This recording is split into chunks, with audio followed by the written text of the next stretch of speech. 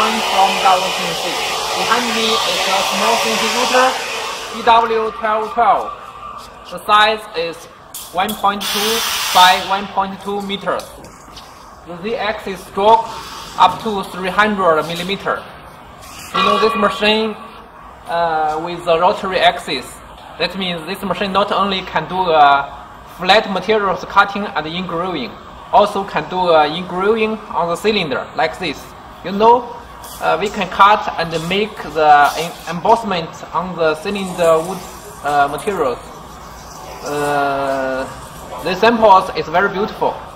So if you have any interest on our CNC router, no matter the ATC CNC router, the normal 3-axis CNC router, or the machine you want only to engrave on rotary axis, all will be okay. You know, this is our factory, and we welcome you come here to check our machine.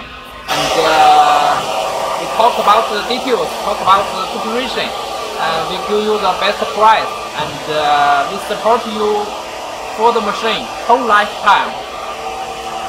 Okay, you know this machine can work on stone, acrylic, MDF, solid wood, plastic, rubber, bamboo, glass, and so on. Many materials this machine can do.